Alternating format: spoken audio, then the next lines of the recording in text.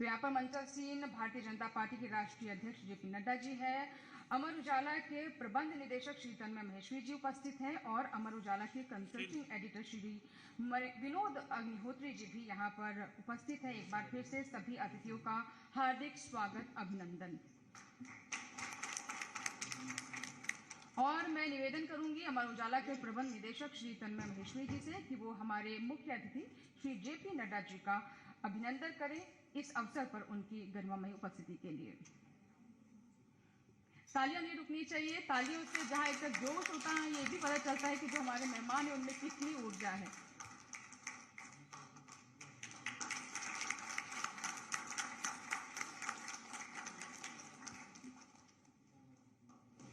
बहुत बहुत धन्यवाद सभी विभूतियों का।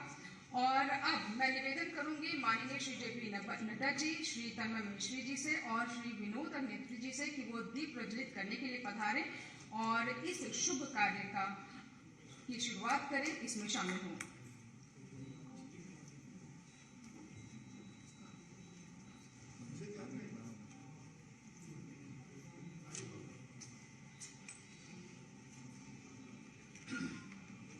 स्टिल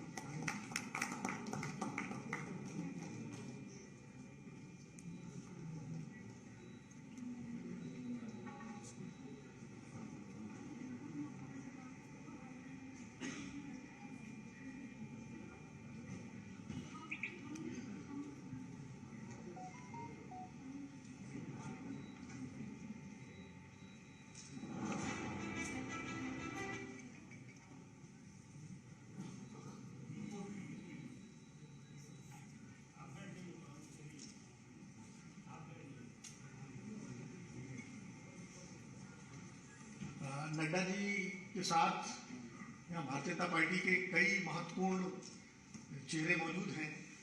संजय मयूख जी हैं, के शर्मा जी हैं, आरपी सिंह जी हैं, प्रणा काले हैं, नूपुर हैं और भी कई लोग हैं।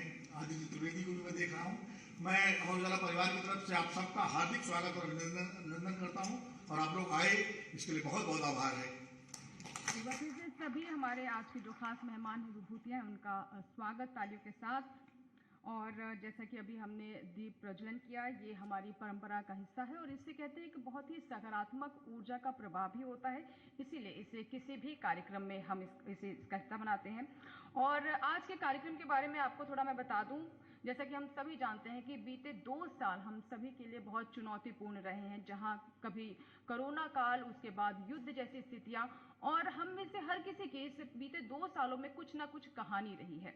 और इस कहानी के बीच में से कुछ ऐसे भी लोग उभर कर आए जो कि विजेता साबित हुए हैं और इसीलिए आज इस कार्यक्रम में ऐसे लोगों को हम सम्मानित करेंगे, क्योंकि देश निर्माण में जो व्यवसाय से जुड़े लोग हैं, जो बिजनेस वर्ल्ड से जुड़े लोग हैं, उनकी भी बहुत महत्वपूर्ण भूमिका होती है और इस भूमिका को बिल्कुल भी नकारा नहीं जा सकता है। तो इसीलिए उनके योगदान से जहां देश निर्माण की ओर बढ़ रहा है, आत्मनिर्भर हो रहा है, वही दूसरी तरफ एक सशक्त समाज का भी निर्माण हो रहा है। आज हम एक ऐसी किताब का भी यहाँ पर विमोचन करेंगे जिसमें आज सम्मानित की जाने वाली विभूतियों की पूरी कहानी होगी।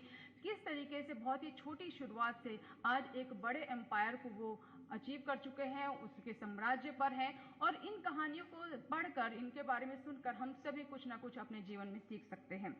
और अब मैं यहाँ पर अनुरोध करूंगी तन्मय महेश्वरी जी से, निवेदन करूंगी कि वो आज के इस अवसर पर हमसे रूबरू हो, हमसे मुखातिब हो।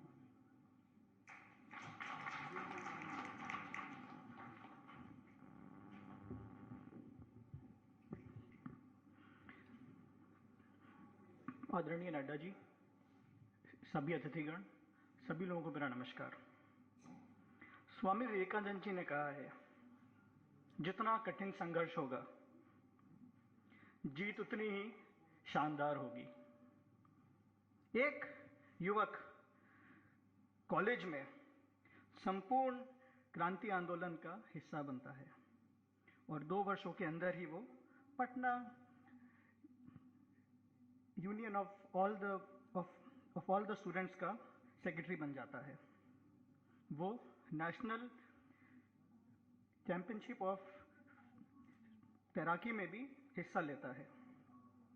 27 वर्ष की आयु में ही वो 45 दिन के लिए जेल भी जाता है। 29 वर्ष की आयु में बीजेपी के यूथ विंग का इंचार्ज बनता है। 32 वर्ष की आयु में भारतीय जनता युवा मोर्चा का प्रेसिडेंट बनता है। 32 साल की आयु में ही अपना पहला चुनाव लड़ता है। एंड एज दे से, द रेस्ट इज हिस्ट्री।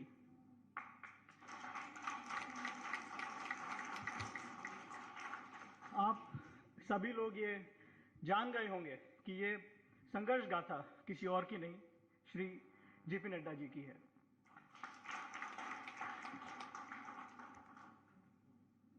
कठिन संघर्ष, शानदार जीत। जेपी नड्डा का जीवन और ऐसे बहुत ही सारे लोगों का जीवन हमको ये चीज दिखाता है कि इस देश में अगर आपके अंदर कुछ करने की इच्छा है तो आपको कोई भी नहीं रोक सकता। प्रतिभा को हमेशा यहाँ पे सम्मान मिलता है। अमर उजाला ने ठीक आज़ादी के बाद सन 1948 में एक उम्मीद के साथ में इस दुनिया में कदम रखा। जैसा भी आप सभी लोगों ने देखा, ये हमारा 75वां वर्ष है। 75 साल की पूरी यात्रा ये आप सब लोगों के बिना अधूरी है। हम लोगों ने न केवल पत्रकारिता में बल्कि सामाजिक सरोकार में कदम से कदम बढ़ाकर अपने पाठकों का हमेशा ही सहयोग करा। हमारी हमेशा ही एक कोशिश रही कि हम समाज का एक सही आईना आप सभी लोगों को दिखाएं। फिर चाहे वो उत्तराखंड राज्य का जनन हो या फिर श्री अतुल महेश्वरी छात्रवृत्ति द्वारा हजारों लाखों छात्रों को छात्रवृत्ति देना, अमर उजाला ने हमेशा समाज में अपनी भूमिका निभाई। हमको ऐसा लगता है कि छोटा ही सही मगर इस राष्ट्र निर्माण में हमसे जो भी हो पाए हमको वो करना चाहिए। नड्डा जी का जीवन और अमर उजाला की गाथा कहीं ना कहीं आपस में मिलते हैं। अमर उजाला ने इस देश में पहाड़ों पे अखबार ले जाने का कार्य किया। इस देश के दूर दूर गांव में जहां 5-5 अखबार की कॉपी ले जाना ऑलमोस्ट काफी मुश्किल हो जाता था, असंभव होता था, क्योंकि वहां पे कुछ भी नहीं पहुंचता था। सन 1980 से अमर उजाला ने वो करना शुरू करा। आज की तारीख में आज की तारीख में हिमाचल प्रदेश अमर उजाला के माथे का ताज है। और मेरे को ये बताते हुए खुशी होती है कि प्रेम की ये डोर नड्डा जी और हम लोगों को एक साथ जोड़ती है। आप सभी लोगों ने यहाँ पे समाज में अपना अपना योगदान दिया है। जय जवान, जय किसान और जय विज्ञान हम लोगों ने काफी बार ये सुना है। देश की उन्नति के लिए ये तीनों ही वर्ग कदम से कदम मिला के अपना काम करते हैं। मगर एक और वर्ग है जो देश की रीढ़ की हड्डी बनता है। अगर इस देश को सुपर पावर बनना है तो उसका कंट्रीब्यूशन मस्ट है, और वो क्षेत्र है आप सब लोगों का क्षेत्र, उद्यमियों का क्षेत्र। इस देश को आगे बढ़ाने में आप लोग चीजोर मेहनत करते हैं। कोरोना काल में मैं इतने लोगों से मिला जिन्होंने नुकसान सहा मगर अपने लोगों को मना नहीं करा। ये बात की चिंता नहीं थी कि कितना मुनाफा होगा, केवल इसकी वो थी चिंता थी कि मेरे जो लोग हैं उनका कुछ नुकसान तो नहीं हो रहा, उनके घर रोटी बन रही या नहीं बन रही। इस जज्बे को हम सबका सलाम है अमर उजाला उदय अवार्ड्स।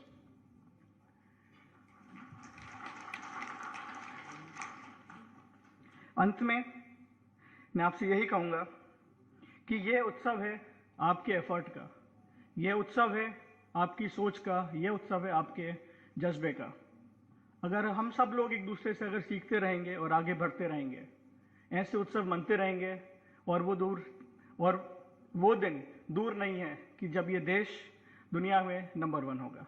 धन्यवाद।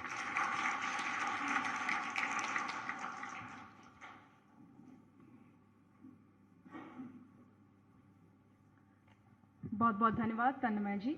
और जैसा कि आपने कहा कि वो दिन दूर नहीं है जब भारतवर्ष विश्व पटल पर प्रथम स्थान पर होगा, और हम बहुत तेज़ी से उसकी तरफ बढ़ रहे हैं। हमने ये भी देखा कि किस तरीके से मुश्किल घड़ी में हमने एक दूसरे का साथ निभाया। तन्मय जी ने कहा कि ऐसे कई हालात सामने आए जब हमारे पास खुद रोजगार नहीं था। ऐसी स्थिति थी कि जब किसी व्यक्ति का रोजगार छिन गया, उसके बावजूद भी उसने अपनी पूरी कोशिश की कि इस मुश्किल घड़ी में किसी भी तरह से अपना वो योगदान दे सके, और इसे ही मानवता कहते हैं। बहुत बहुत शुक्रिया तन्मय जी। और अब मैं बात करने वाली हूँ, आज जो हम एक किताब का विमोचन करने वाले हैं, और इस किताब की खासियत ये है कि इसमें इन सभी जो आज के हमारे अवॉर्डीज हैं, इनकी सक्सेस स्टोरी है और सफलता की कहानी। इसलिए भी हम इस पूरे कार्यक्रम में आपको बता रहे हैं और इस किताब के माध्यम से भी आप तक पहुंचाना चाह रहे हैं, क्योंकि जब तक सफलता को पहचान नहीं मिलती तब तक कहीं ना कहीं वो आत्मविश्वास नहीं जगता है, और उस आत्मविश्वास को लेकर जब हम आगे जाते हैं तो नई ऊंचाइयों को छूते ही हैं और एक नया आयाम भी स्थापित करते हैं। तो आज के जो हमारे विशेष मेहमान हैं, उनसे सभी से मैं अनुरोध करना चाहूंगी कि आज जो हमारी किताब है उसका विमोचन किया जाए। अमर उजाला उदय बुक।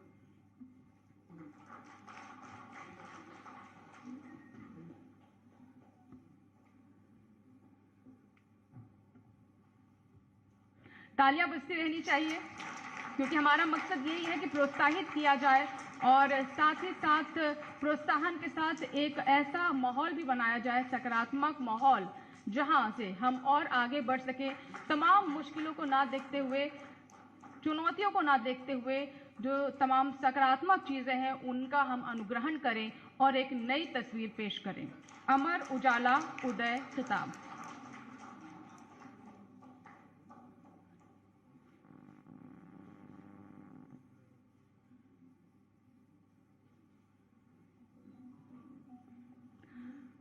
तो ज़रूर इस किताब को पढ़ें और कुछ ना कुछ ज़रूर सीखें, क्योंकि कहते हैं कि जब इच्छा शक्ति प्रबल होती है तो आपके सामने कितनी भी बड़ी चुनौती क्यों ना हो, पहाड़ खड़ा क्यों ना हो जाए, आप उसे भी पार कर जाते हैं। और ऐसी ही कहानियाँ ये किताब अपने आप में समेटे हुए है। बहुत बहुत धन्यवाद इस किताब के अनावरण के लिए, और उन सभी लोगों को भी धन्यवाद करना चाहूँगी जिनकी वजह से इस किताब को हम बना सके, इसे कंपाइल कर सके। मैं चाहूँगी कि आज के ये अवॉर्डीज़ के लिए हम एक बार फिर से उनके लिए ज़ोरदार तालियां बजाएं।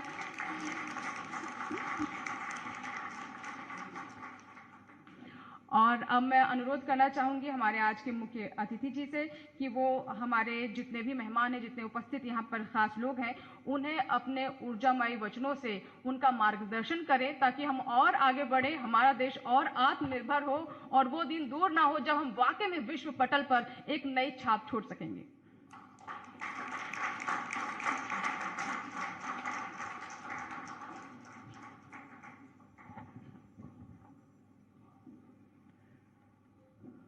आज के इस कार्यक्रम में मंच पर उपस्थित अमर उजाला के मैनेजिंग डायरेक्टर और हमारे युवा साथी सम्माननीय तन्मय महेश्वरी जी, अमर उजाला के हमारे कंसल्टिंग एडिटर सम्माननीय विनोद अग्निहोत्री जी, जिनसे हमारा बहुत युवा काल से संबंध रहा और उनसे बहुत कुछ जानने का ही मौका मिला। यहाँ उपस्थित हमारे सभी अवॉर्डीज जिनको आज अवार्ड भी मिलने वाला है, और आज के कार्यक्रम में आप हमारी शोभा हैं, और उनके साथ साथ सभी उपस्थित महानुभाव और हमारे मीडिया के साथी, प्रिंट मीडिया और इलेक्ट्रॉनिक मीडिया के साथी। सबसे पहले तो मैं आयोजकों को इसके लिए धन्यवाद दूंगा कि मुझे इस कार्यक्रम में आने का मौका मिला, और उदय अवार्ड्स इसमें आप सबके साथ शरीक होकर के जो प्रोत्साहन के कार्यक्रम को अमर उजाला ने अपने हाथों में लिया है, उसमें मुझे भी शामिल होने का सौभाग्य मिला है। इसके लिए मैं आयोजकों को बधाई भी देता हूं और उनको मैं शुभकामनाएं भी देता हूं। अमर उजाला के इस कार्यक्रम में जो अवॉर्डीज जिन्होंने कोरोना के टाइम्स में, कोरोना के समय में एक महत्वपूर्ण भूमिका अदा की है, उनको एक तरीके से प्रोत्साहित करते हुए उनके योगदान को, उनके कमिटमेंट को, उसको आगे बढ़ाते हुए जो ये कार्यक्रम, अनूठा कार्यक्रम लिया है, उसके लिए मैं आप सबको तो बधाई देता ही हूँ, लेकिन अमर उजाला को भी मैं बधाई देता हूँ जिन्होंने ये इनिशिएटिव लिया है। और इस पर जो कॉफ़ी टेबल बुक निकाली है वो हम सब लोग देखेंगे। बहुत ही रोचक तरीके से उन्होंने सभी लोगों के बारे में जानकारियाँ देने का प्रयास किया है कि किस तरीके से कोविड टाइम्स में लोगों ने, जो समाज के विभिन्न आयामों से जुड़े हुए लोग हैं, जिन्होंने एक पैशन के रूप में, जिन्होंने एक कमिटमेंट के रूप में, जिन्होंने सब विपरीत परिस्थितियों में अपने विचार को प्रामाणिकता से आगे बढ़ाने का काम किया है, ऐसे लोगों को प्रोत्साहित करते हुए अवार्ड्स के साथ जोड़ा है। ये बहुत ही सराहनीय विषय भी है और आप सब लोगों ने जो इस काम को किया है उसके लिए मैं सभी को व्यक्तिगत रूप में मैं बधाई देता हूं कि आप सब लोगों ने इस काम को आगे बढ़ाया। अमर उजाला की कहानी के बारे में हम सब लोगों ने एक छोटी फिल्म भी देखी, कुछ तन्मय जी ने भी चर्चा की और कुछ हम सब लोग जानते भी हैं कि आज देश भी अमृत महोत्सव मना रहा है और अमृत महोत्सव के साल में अमर उजाला अब एंटर भी कर रहा है। 1948 में प्रारंभ हुआ। हमारे सम्मानीय डोरीलाल अग्रवाल जी और मुरारी लाल महेश्वरी जी ने एक संकल्प लेकर के इस काम को आगे बढ़ाने का निश्चय किया था और वह जो सोच थी उस समय की, 1948 अप्रैल की बात है, वह आज एक सपना साकार होता हुआ हम सब देख रहे हैं और उस साकार सपने को कि हम पार्ट एंड पार्सल बन रहे हैं, ये हमारा सौभाग्य है, ऐसा मैं मानता हूँ। और अमर उजाला ने एक लंबी यात्रा की है, बहुत उतार चढ़ाव भी देखे हैं, लेकिन दृष्टि स्पष्ट थी, दिशा स्पष्ट थी और अनकॉम्प्रोमाइजिंग ऑन नेशनलिज्म, कमिटमेंट के साथ और इसके साथ साथ पत्रकारिता में निर्भीकता बहुत महत्वपूर्ण होती है, तो वह निर्भीकता का कंटेंट को साथ रखते हुए और आर्थिक दृष्टि से स्वच्छंदता रखते हुए, स्वतंत्रता रखते हुए, ये जिन गोल्स को लेकर के डोरीलाल जी चले, हमारे महेश्वरी जी चले, आज हम उसको साकार होते देखते हैं। और जैसा कि बताया गया कि 6 स्टेट्स में, 2 यूनियन टेरिटरीज में लगभग 21 एडिशंस अमर उजाला की चल रहे हैं और वह एक तरीके से लोगों के बीच में जागृति का काम कर रही है। तो मैं सच में मानूंगा कि अमर उजाला ने इस यात्रा में जो 1948 में तय किया था, निर्भीकता, स्वतंत्रता, स्वच्छंदता और साथ में राष्ट्रीयता, इस बात को उन्होंने अक्षरशः लेटर और स्पिरिट में इंप्लीमेंट करके दिया है, यह मैं जरूर कहना चाहूँगा। और बिजनेस मॉडल से ज़्यादा सोसाइटी को समावेश करते हुए वहाँ तक, उन तक पहुँचने का, एजुकेट करने का, एनलाइटन करने का, उनको देश की चीज़ों से अवगत कराते हुए उनके कॉन्शियंस के इश्यूज को जागृत करने का, यह काम भी अमर उजाला ने बखूबी किया है और मैं इसका चश्मदीद गवाह हूँ। मैं इसलिए कह रहा हूँ क्योंकि मैं शुरू में मेरा जन्म पटना में हुआ, वहाँ से मैंने जयप्रकाश नारायण आंदोलन के साथ जुड़ा, लेकिन बाद में लॉ करने के लिए मैं हिमाचल गया, वहाँ भी मैं यूनिवर्सिटी का प्रेसिडेंट बना, इलेक्टेड प्रेसिडेंट। लेकिन पहाड़ी क्षेत्र में कोई अखबार पहुँचे, यह न किसी की रुचि थी और न ही यह बिजनेस मॉडल की दृष्टि से कोई सक्सेसफुल तरीका हो सकता था। और इसलिए हम तो कन्विंस है कि पहाड़ी क्षेत्र में दूर दराज के गांव में ट्रांसपोर्टेशन के माध्यम से अखबारों को पहुंचाना एक टेढ़ी खीर थी, संभव ही नहीं था। और कोई इसमें इनिशिएटिव ले और कोई यहां पर आकर के अपनी प्रेस लगाए, ये तो सोचा ही नहीं था, कभी हम सोचते भी नहीं थे। लेकिन मैं अमर उजाला को इसके लिए साधुवाद दूंगा कि विपरीत परिस्थिति में एक एम्बिशियस प्लान लेकर के हिमाचल को टारगेट करके आगे बढ़े और आज जैसा सही कहा कि हिमाचल की वो ताज बनी। तो इसका तो मैं चश्मदीद गवाह खुद हूं, क्योंकि वहां पर उस समय एक रीजनल पेपर इंग्लिश में द ट्रिब्यून आता था और पंजाब केसरी आती थी, यही 2 अखबारें थी। और उसमें भी प्रायोरिटी पंजाब होती थी, प्रायोरिटी रीजन होती थी, और रीजन में हिमाचल भी एक रीजन का पार्ट माना जाता था, जम्मू कश्मीर भी आता था, हरियाणा भी आता था, सभी का उसमें रिप्रेजेंटेशन था। लेकिन एक्सक्लूसिवली हिमाचल के सेंटिमेंट्स, पहाड़ी सेंटिमेंट्स, उनकी इश्यूज, उनके गांव के इश्यूज, यह ट्रेंड और इसकी लीड ली तो वो अमर उजाला ने ली, यह मैं जरूर कह सकता हूं। और यह मुझे इस बात को बताने, यह मैं बात आपको इसलिए बता रहा हूं कि एस्पिरेशंस को, जनता के एस्पिरेशंस को लोगों तक पहुंचाना, गवर्नमेंट तक पहुंचाना और गवर्नमेंट के प्रोग्राम्स को जनता तक पहुंचाना, इन परिस्थितियों में इसमें लीड ली थी तो अमर उजाला ने ली थी, मैं जरूर कहना चाहूंगा और इसको हमको ध्यान में रखना चाहिए। अभी तन्मय जी ने भी थोड़ी चर्चा की और कुछ डॉक्यूमेंट्री फिल्म में भी आया कि Amar Ujala is also involve in the social activities, फिर चाहे वो एजुकेशन का फील्ड है, उसमें स्कॉलरशिप्स देना है। अब ये कहना बड़ा आसान होता है, लेकिन मैंने कई संस्थाओं को देखा है स्कॉलरशिप्स के क्षेत्र में आते हैं, थोड़ी दिन चलता है, बाद में रुक जाता है, लेकिन कंटिन्यूअसली स्कॉलरशिप के प्रोग्राम को चलाना और जरूरतमंद को उसके साथ जोड़ना और जो लोग जिनका इनिशिएटिव है उनको सपोर्ट करना, इस काम को अमर उजाला ने बखूबी लिया है।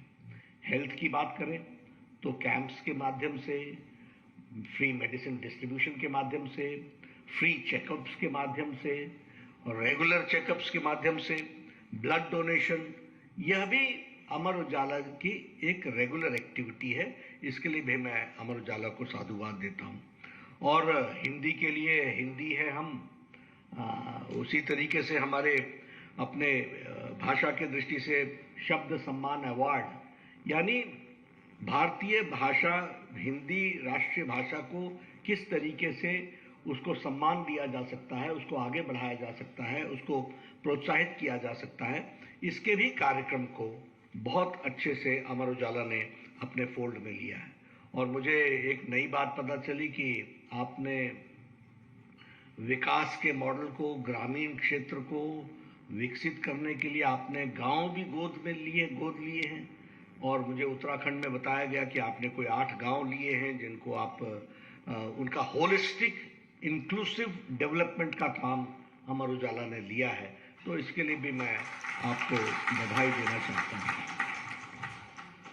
जहां तक पत्रकारिता का सवाल है और प्रजातंत्र का सवाल है, हम सब लोग कहते हैं कि चौथा पिलर है, हम सब लोग कहते हैं कि डेमोक्रेसी का ये चौथा पिलर है, लेकिन यह कोई आसान काम नहीं है डेमोक्रेसी में।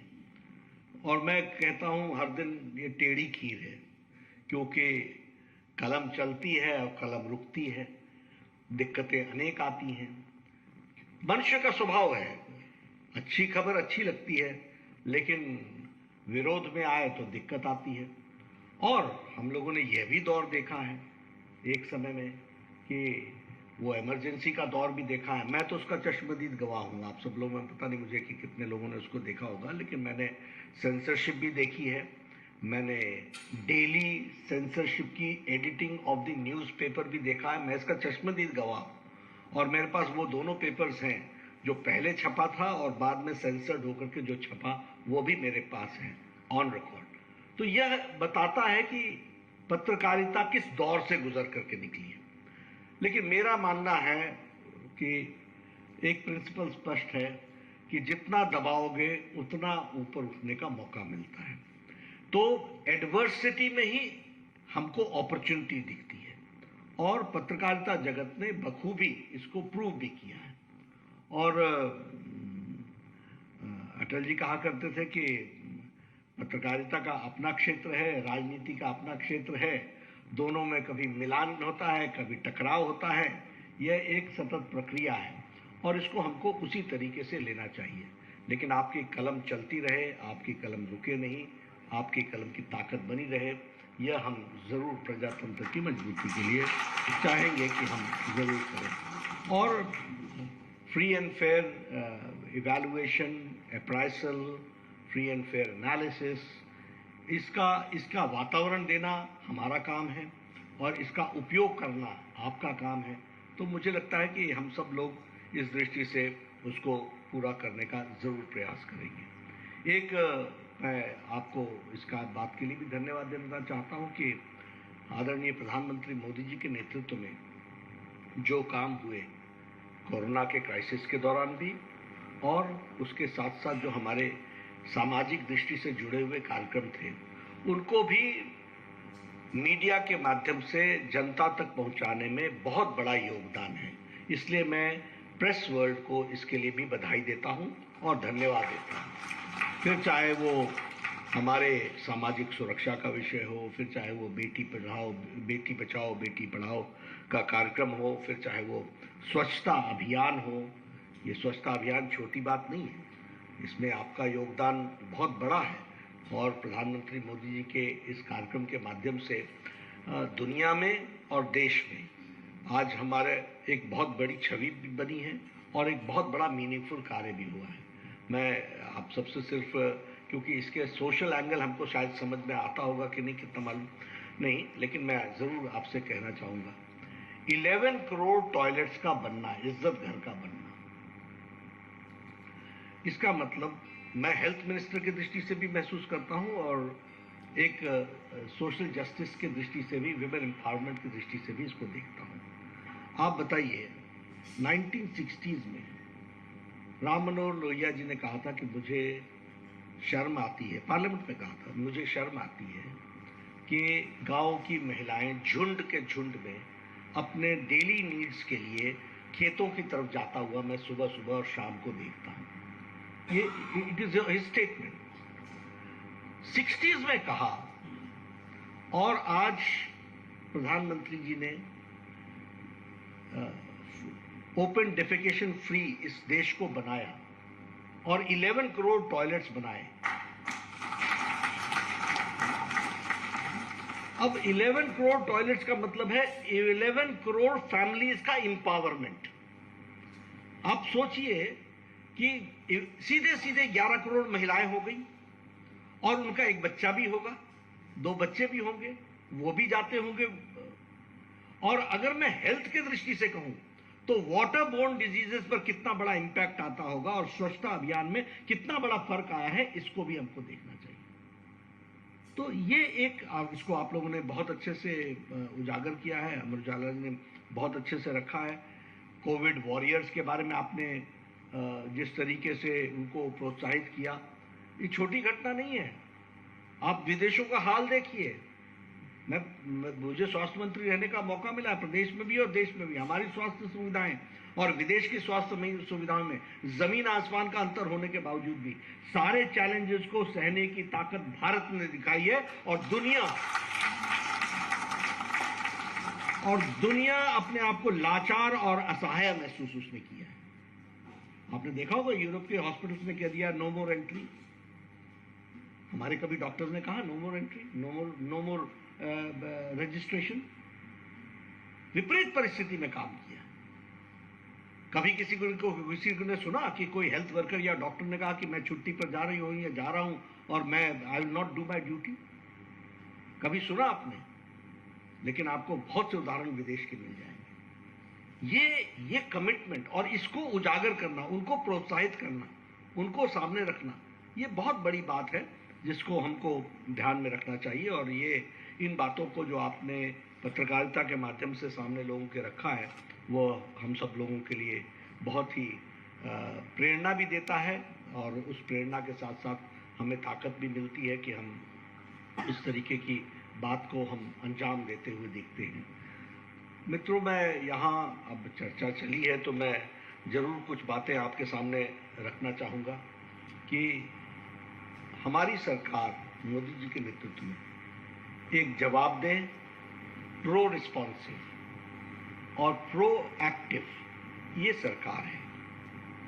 और फिर मैं कहने के लिए नहीं कह रहा हूँ, हमको थोड़ा सा इसके अंतर, मैं चाहूँगा कि पत्रकारिता जगत इन बातों की गहराई को समझे, जाने, क्योंकि क्या होता है कि राजनीति तो चलती रहती है, किसी के ऊपर आरोप लगाना, प्रत्यारोप लगाना, सुबह शाम गरम मसाला, ये सब चीजें तो चलता रहता है। लेकिन देश के परिवर्तन में इंपॉर्टेंट इंस्ट्रूमेंट्स क्या है? जैसे आप लोगों ने क्राइसिस के दिनों में जिस तरीके से अपने आप को पैशन के साथ जोड़ करके खड़ा रखा है और उसको अमर उजाला प्रोत्साहित कर रहा है, यह है सीरियस स्टोरी जिसको हमको समझना चाहिए, इसको हमको जानना चाहिए। और इसी से देश चलता है। बाकी गरम मसाला तो हर दिन बदलता है, उसके तो हर दिन टॉपिक बदलते हैं और वो आया गया विषय होता है। लेकिन सीरियस थिंकिंग के विषयों को सामने रखना यह बहुत जरूरी है। अब देश शायद जानता नहीं होगा कि कैसे बदला देश। चिकन पॉक्स की दवा इस देश में आने में 10 साल लग गए थे। हमारे BCG वैक्सीन को इस देश में आने में 27 साल लगे, 27 इयर्स। हमारे ओरल पोलियो वैक्सीन, जिसमें हम आज पोलियो मुक्त हैं, यह ओरल पोलियो वैक्सीन को इस देश में आने में 30 इयर्स लगे, 30 साल। और हेपेटाइटिस बी को इस देश में आने में, हेपेटाइटिस बी की दवा को आने में 37 साल लगे, 37 इयर्स। टेटनस की दवा को आने में 38 इयर्स लगे और हमारे मीजल्स की वैक्सीन को आने में 22 साल लगे। और इंटरेस्टिंग बात आपको बताऊं कि जापानीज इंसेफ्लाइटिस को, उसकी दवा 1906 में बन गई जापान में और 2006 में वो गोरखपुर पहुंची, जब योगी जी वहां के MP बने, सांसद बने, तब वो वहां दवा पहुंची। यानी 100 इयर्स, सेंचुरी मना दी। ये देश हमारा रहा। यानी जब सारी दुनिया को लग जाए वैक्सीन, फिर बचा खुचा और हमारे देश। लेकिन आज मैं बड़े गौरव के साथ ये कह सकता हूं कि प्रधानमंत्री, हम सब जानते हैं कि फर्स्ट कोरोना की समस्या, रिपोर्टेड केस 20 जनवरी 2020 था। अप्रैल में प्रधानमंत्री जी ने टास्क फोर्स बनाया और 9 महीने के अंदर एक नहीं 2 वैक्सीन भारत ने पैदा की विद इन 9 मंथ्स।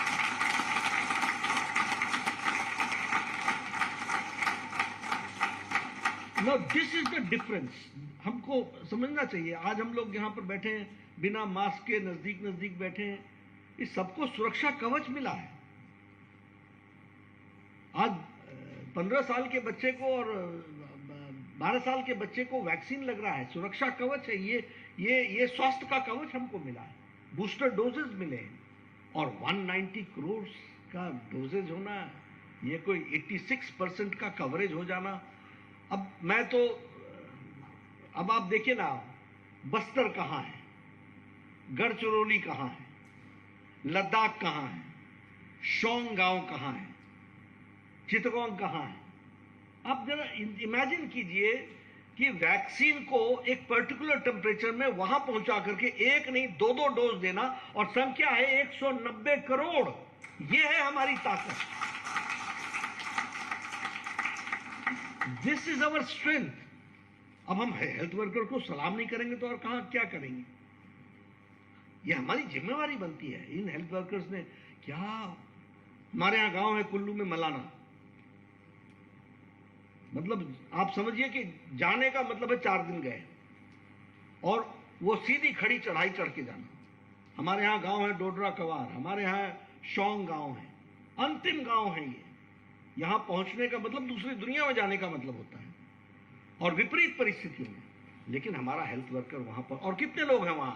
7 लोग, 12 लोग, 25 घर, 7 लोग नहीं 7 घर, 12 घर, 25 घर, इतने लोग रहते हैं। इनके एक को इंजेक्शन देना, यह भी काम हमारे लोगों ने किया है। और ये इसमें से निश्चित रूप से मैं कहूँगा।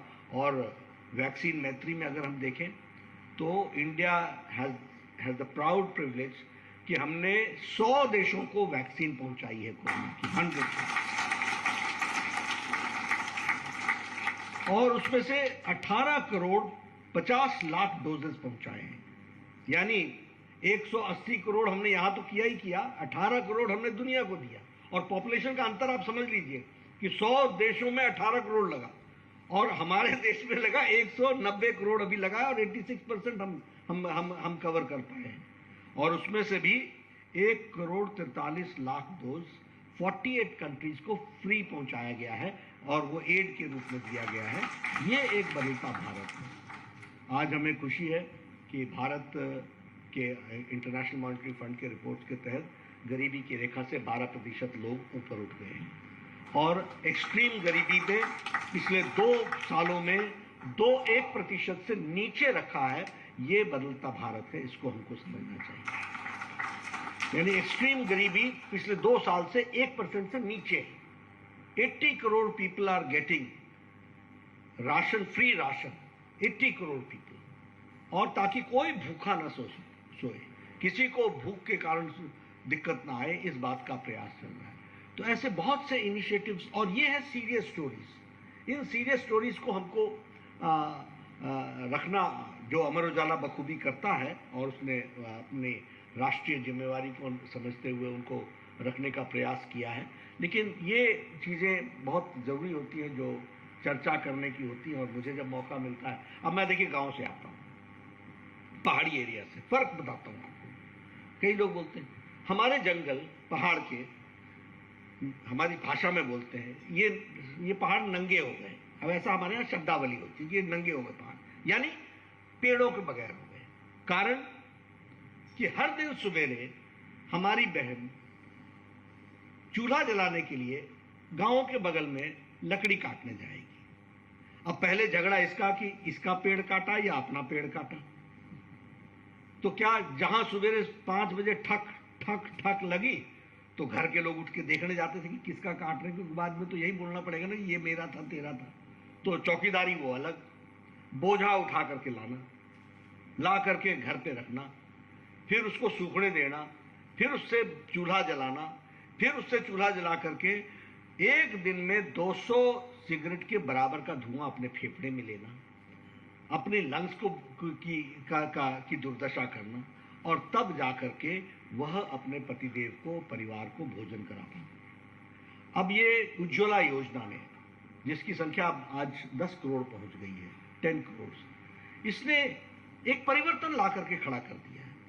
गांव का एम्पावरमेंट हो गया। हमारे गांव में, आप पहाड़ के लोगों से पूछ लीजिएगा, हर गांव में जिसकी उम्र आज 50 से अबव है, वो इस बात का विटनेस है कि उसने हर गांव में किसी न किसी महिला का या तो स्पाइन टूटा हुआ देखा है या लात टूटी हुई देखी है, क्योंकि वो सुबह सुबह पेड़ पर चढ़ती थी और कहीं कोई ना कोई गिरता था। हर गांव में आपको एक आधा अपाहिज मिल ही जाएगा, ये हमने अपने आंखों से देखा है। और आज जब मैं उन लोगों को सुनाता हूं कि तुमको क्या मालूम कि क्या किस तरीके की जिंदगी दिख रही है, और आज मैं हिमाचल देखता हूं ग्रीन, आज मैं उत्तराखंड देखता हूं ग्रीन, फॉरेस्ट कवर बढ़ गया क्योंकि कटान बच गया, और साथ ही साथ लोगों का 3-3 घंटे जो सवेरे लगते थे वो 5 मिनट्स में बदल गया। लाइटर जलाओ, तुरंत गैस चलाओ, और this is the difference, this is empowerment, this we have to understand. हमारे ये लंग्स की बीमारी ये कम हो गई, इसमें रिडक्शन आ रहा है, इसका बेसिक कारण है, और महिलाओं में तो खास करके कम आ रहा है। तो ये सारी चीज़ों को हमको एक होलिस्टिक अप्रोच में देखने की ज़रूरत है और उसको समझने की भी ज़रूरत है, ऐसा मैं कहना चाहूँगा। अभी ये यूक्रेन की घटना घटी, प्रो रिस्पॉन्सिव गवर्नमेंट। आप बताइए ना, दुनिया में कौन सा ऐसा देश है जो यूक्रेन से लोगों को, अपने बच्चों को लेकर के आया? Which countries there except India? यहां तक की सच्चाई ये है कि दूसरे देश के भी बच्चे भी भारत का तिरंगा लेकर के बॉर्डर क्रॉस किया है। इस बात को भी हमको याद रखना। This is the factual situation. और आज 23,000 बच्चों को 1 महीने के अंदर वापस लाना, ये कोई छोटी घटना नहीं है। ये हमारी भारत की ताकत है जिसको हमको समझना है, हमको जानना है, और उसको सही मायने में ठीक ढंग से हम प्रोजेक्ट कर सकें, उसको रख सकें, इसकी आवश्यकता होगी। और अभी स्टार्टअप्स की आपने बात की, आप लोग बिजनेस वर्ल्ड से जुड़े हुए हैं। अभी प्रधानमंत्री जी ने डेनमार्क में, नहीं बर्लिन में उन्होंने कहा कि 68,000 plus startups are there now in India. One of the leading countries खड़ा हो गया है, एक तीव्र गति से आगे बढ़ने वाला। और ये कौन है? प्रोत्साहन अगर मोदी जी का है तो धरती पर काम करने वाले आप लोग हैं जिन्होंने उस बात को आगे उठा करके पूरा किया है। इसको भी हमको याद रखना। मित्रों, आज मैं आया हूं, मुझे बड़ी खुशी है, आप सब लोगों के साथ शामिल होने का मुझे सौभाग्य मिला है और ये अपॉर्चुनिटी मुझे अमर उजाला ने दी है।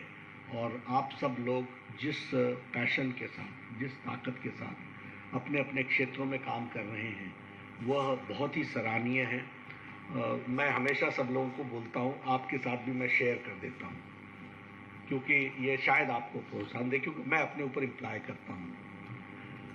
मैं सबको कहता हूं कि व्यक्ति अपने से ही बहुत, अपने बारे में ही बहुत सोचता है, लेकिन सर्टिफिकेट दूसरे से ढूंढता है। और मेरा यह मानना है कि कोई दूसरे को सर्टिफिकेट दे, व्यक्ति बहुत छोटा है जो देगा सर्टिफिकेट। सबसे बड़ा सर्टिफिकेट है जब आपको खुद सेटिस्फैक्शन होता है कि you have done the best in your command with your best friend that you have done. वो सबसे बड़ा सर्टिफिकेट है जिसमें आपको ये सुकून मिल जाए कि भैया मेरे पास जितनी ताकत थी मैंने लगा दी, पूरा all strength in my command given by God I have put in, and that is the best certificate which can happen. And always element of improvement कि हम इसमें और improve कैसे कर सकते हैं, उसके लिए किसी से सलाह लेना है, जरूर लीजिए। वो छोटा भी दे दे बहुत अच्छी बात है, बड़ा भी दे दे बहुत अच्छी बात है, लेकिन it is a continuous process. तो मैं कई बार ये समझता हूं, और मैं हमेशा, बहुत से लोग हमारे से मतलब शाबाशी करना एक अच्छी बात है और आज हम प्रोत्साहन देने के लिए ही आए हैं और प्रोत्साहित करने के लिए आए हैं, लेकिन असल प्रोत्साहन आपको अपने किए गए कार्यों से जो सेटिस्फैक्शन मिलता है वही सबसे बड़ा प्रोत्साहन है, उसको हमको समझना चाहिए। तो मेरी फिर से आपको शुभकामनाएं हैं, आपको ईश्वर पूरी ताकत दे, आप अपने क्षेत्र में नई नई मंजिलों को आप छुएं, नई ऊंचाइयों को हासिल करें, अपने क्षेत्र को आप आगे बढ़ाएं और देश के विकास में आप पूरा अपना योगदान करें। हम सब लोग आपके साथ खड़े हैं। यही इन्हीं शब्दों के साथ बहुत बहुत धन्यवाद।